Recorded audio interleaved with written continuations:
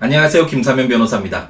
변호사 업무를 하다 보면 원래는 채무자 재산인데 채무자가 그 재산을 가족이나 지인들 명의로 변경했다 라고 하면서 그 재산에 대해서 권리 행사를 할 수 있는지 묻는 경우가 많이 있는데요. 원칙적으로 채무자 재산에 대해서만 집행을 할 수 있다라는 것을 악용해서 자기 재산을 몰래 다른 사람에게 빼돌린 것이 너무나 화가 난다면서 방법을 알려달라라고 요청하는 분이 많이 계시죠. 결론을 우선 말씀드린다면 아무리 채권이 있어도 그 권리 행사는 채무자에게만 할 수 있기 때문에 토지나 건물 등의 재산이 다른 사람 명의로 되어 있다면 그 재산에 대해 강제 집행을 할 수 없습니다. 다만 예외적으로 다른 사람 명의로 되어 있더라도 그 재산을 다시 채무자 명의로 되돌려서 그 재산의 권리 행사를 할 수 있도록 하는 제도가 있는데요. 이번 시간엔 이 예외적인 제도인 채권자 취소권에 대해서 자세하게 알려드리도록 하겠습니다.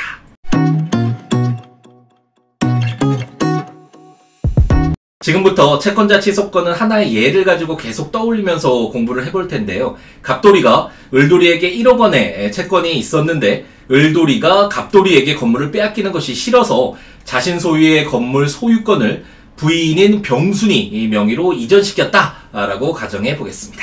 원칙적으로 을돌이가 병순이에게 건물 소유권을 이전시켜 주었다면 갑돌이는 병순이에게 권리 행사를 할 수 없는데요. 갑돌이가 너무 억울한 것 아니냐라고 생각할 수 있지만 만일 병순이가 건물을 정돌이에게, 정돌이가 무돌이에게 이렇게 계속해서 순차적으로 이 건물을 팔았다라고 가정을 했을 때 을돌이와 병순이의 소유권 이전 효력을 무효화시킨다면 정돌이, 무돌이와 같이 선의의 피해자가 발생하면서 거래관계가 혼란해질 수 있기 때문에 원칙적으로는 한 번 발생한 법률행위의 효력은 취소시킬 수 없도록 하는 것이 좋을 것입니다. 따라서 원칙적으로 채무자가 자기 소유 재산을 다른 사람에게 처분했다면 채권자가 더 이상 그 재산에 대해서 권리 행사를 할 수가 없는데 만일 채무자가 채권자의 집행을 피하기 위해서 나쁜 마음을 가지고 그 재산을 처분했다라고 한다면 그 재산을 다시 원상회복시켜서 채권자가 그 재산에 대해 권리 행사를 할 수 있도록 채권자 취소권이라는 예외적인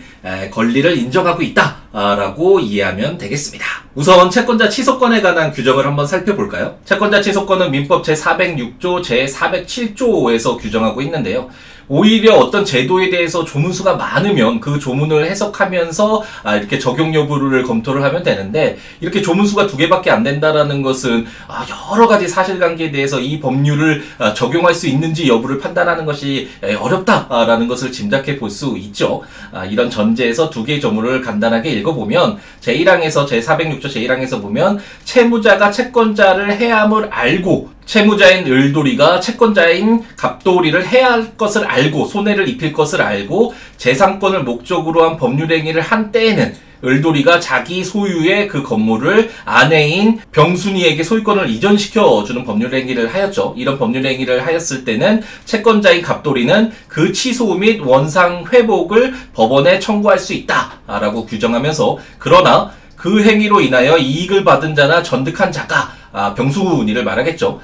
그 행위 또는 전득 당시에 채권자인 갑돌이를 해함을 알지 못한 경우에는 그러하지 아니하다라고 해서 병순이가 수익자인 병순이나 그 이후에 그 건물을 취득한 전득자가 그런 행위가 있었다라는 것을 알지 못했을 때는 채권자 취소권을 행사하지 못한다라는 것을 염두에 두시면 되겠고 제2항에서는 전항의 소는 채권자가 취소 원인을 안 날로부터 1년 법률행위가 있은 날로부터 5년 내에 제기하여야 한다라고 해서 제척기간이 굉장히 중요하거든요. 그래서 1년, 5년이라는 이 기간 안에 채권자 취소권을 빨리 행사를 해야 된다. 안 그러면 오랜 시간이 지난 후에 그 법률행위를 취소시킨다면 더욱더 많은 혼란이 발생할 수밖에 없잖아요. 그래서 이렇게 짧은 제척기간을 두고 있다라는 것을 염두에 두시고 제407조는 전조의 규정에 의한 취소와 원상회복은 모든 채권자의 이익을 위하여 그 효력이 있다라고 해서 그 건물 소유권이 을돌이 명의로 이제 회복이 되면 을돌이 채권자인 갑돌이뿐만 아니라 다른 채권자들도 을돌이 그 건물에 권리 행사를 할 수 있다라고 규정을 하고 있습니다. 제가 예전에 민사재판에서 승소하기 위해 가장 중요한 한 가지라는 제목의 영상을 올리면서 민사재판에서 요건사실을 입증하는 것이 가장 중요하다라는 말씀을 드렸는데요. 채권자 취소 소송의 요건 사실을 보면 피보전 채권의 발생, 채무자의 사회 행위, 채무자의 사회 의사를 입증을 해야지만 민사재판에서 승소할 수 있다라고 규정을 하고 있습니다. 요건 사실 중 피보전 채권이라는 것은 보전을 받아야 하는 채권을 말하거든요. 따라서 채권자가 채무자로부터 받을 돈이 미리 있어야 한다라는 점을 입증해야 된다라는 것이고, 아까 그 예에서는 갑돌이가 을돌이에게 1억 원의 채권이 있기 때문에 보전을 받아야 되는 피보전 채권이 있는 것이죠. 이 사실을 입증을 해야 되고, 사해의사라는 것은 채무자의 사해 행위가 있으면 사해의사가 추정된다라고 보기 때문에 결국 사해행위 취소 소송에서 가장 중요한 것은 사해행위가 있었는지 여부이다 라고 생각하시면 되겠습니다. 사해행위라는 것은 채무자의 재산 처분행위에 의해서 그 재산이 감소가 되어서 채권의 공동담보에 부족이 생기거나 이미 부족 상태에 있는 공동담보가 한층 더 부족하게 됨으로써 채권자의 채권을 완전하게 만족시킬 수 없게 되는 행위라고 설명을 하고 있는데요. 앞선 그 예를 통해서 한번 이해를 해보면, 채무자인 을돌이가 다른 재산이 없는 상태에서 그 건물을 아내인 병순이에게 처분하였다라고 한다면 다른 재산이 없기 때문에 채권자인 갑돌이에게 피해를 입히게 되겠죠. 따라서 을돌이의 건물 소유권 이전 행위, 병순이에게 주었던 건물 소유권 이전 행위가 사해행위라고 볼 수 있겠고, 이처럼 채권자를 해하는 그러한 행위가 바로 사해행위에 해당되고 채권자 취소 소송에서는 가장 중요하게 입증을 해야 할 사항이다 라고 이해를 하시면 되겠습니다. 만일 을돌이의 사해행위가 인정된다라고 한다면 채권자 취소 소송에서 갑돌이는 을돌이가 아닌 병순이, 채무자가 아닌 수익자인 병순이를 상대로 해서 건물 소유권 이전 등기를 말소해라 라는 청구를 해서 그 건물의 소유권을 을돌이 명의로 되돌린 다음에 이제 갑돌이가 을돌이를 상대로 해서 을돌이 건물에 대해서 자신의 권리를 행사할 수 있도록 하는 제도가 채권자 취소권이다 라고 이해하시면 되겠습니다.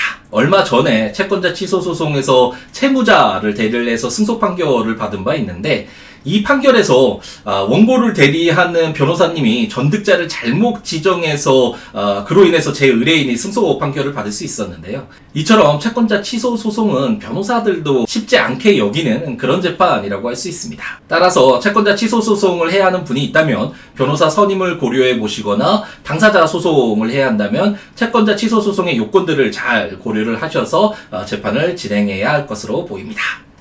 이번 영상이 도움이 되었다면 좋아요, 다음 영상이 기대가 된다면 구독, 알림 설정을 부탁드립니다. 그럼 오늘 하루도 행복 가득하게 채우시기 바랍니다. 감사합니다.